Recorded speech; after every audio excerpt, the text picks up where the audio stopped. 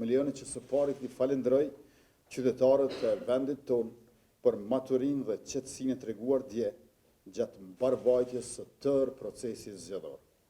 Për këtë, dua të falenderoj edhe institucionet e Republikës që mundësuan që procesi të shkonte edhe mirë edhe sigurt. Të nderuar qytetarë, lëvizja vetëvendosje ka një histori vetëm 12 vjeçare, pjesëmarrje në zgjedhjet lokale. Por këto vite kanë dëshmuar rritje të pandalshme dhe të vazhdueshme. Në vitin 2013, për herë të parë garuam në zgjedhjet lokale dhe fituam kryeqytetin Prishtinën. Në vitin 2017, e rifituam Prishtinën dhe shtuam Prizrenin e Kamenicën.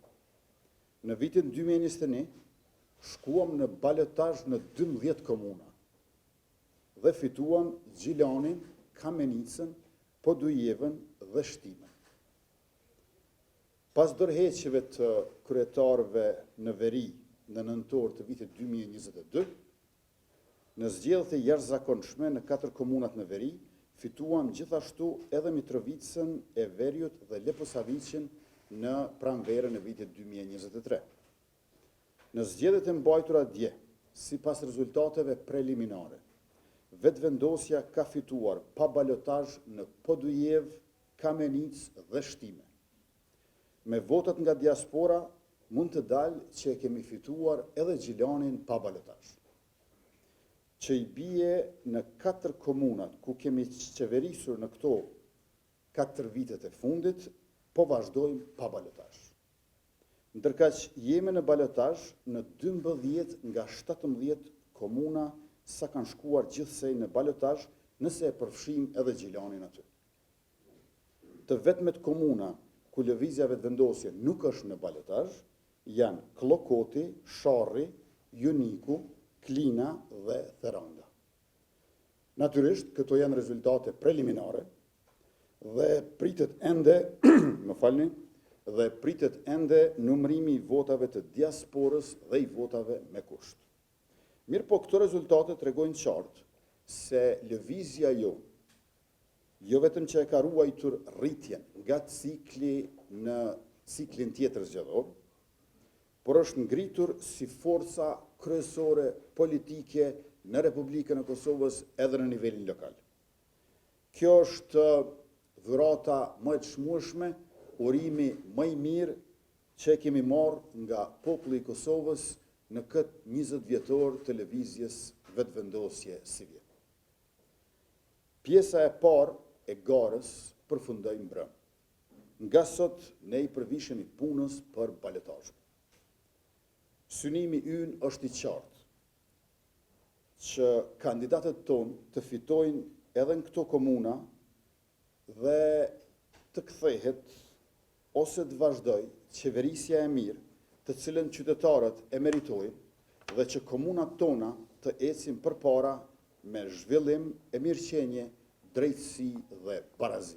Të jenë komuna që funksionojnë e ku qeveriset me transparencë.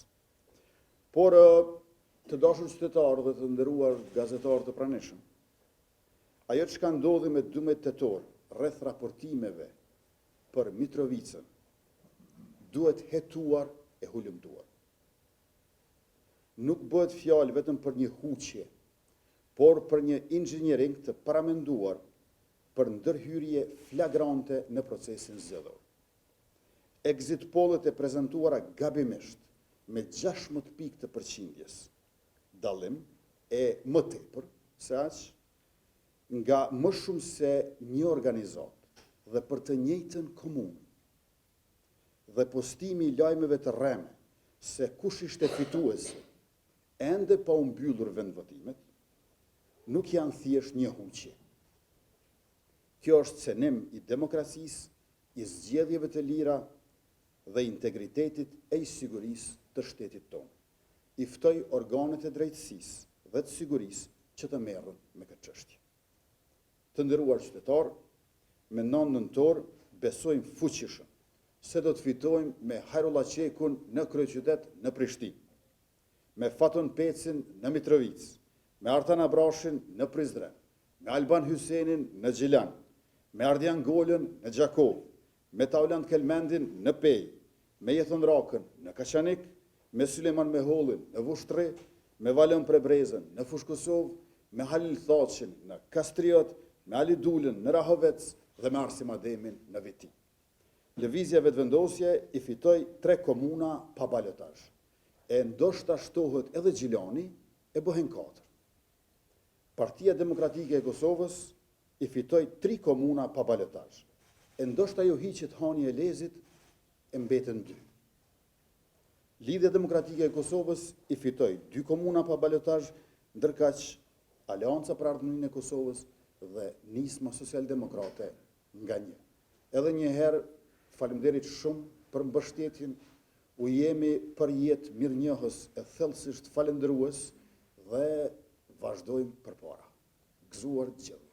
Fokusi lëvizjes vetëvendosje gjithandej tërkohën është qytetari i Republikës edhe si banor komune.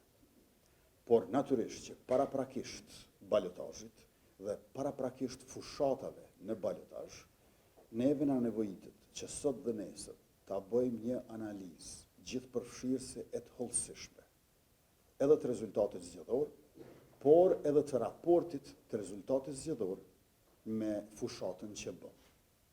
Vetëm pas kësaj analize, do t'i bëjmë planet dhe përgatitjet e duhura për rrugën përpara, gjithnjë në bashkëpunim aq të ngushtë, saqë në udhëheqje me kandidatët që i kemi në balotazh. Rezultati i këtyre zgjedhjeve është shumë i mirë. Vrejni me kujdes. 4 komunat ku ka qeverisë vetëvendosja. Podujev, Shtime, Kamenic, Gjilan. Çfarë mbështetje madhe popullore për kryetarët tonë atje. E para. E dyta, rezultati është shumë i mirë, sepse jemi gjithandej në balotazhe. Dhe jemi subjekti i parë edhe për nga numri i komunave që ka fituar pa balotazh, por edhe për nga numri i komunave ku jemi në balotazh.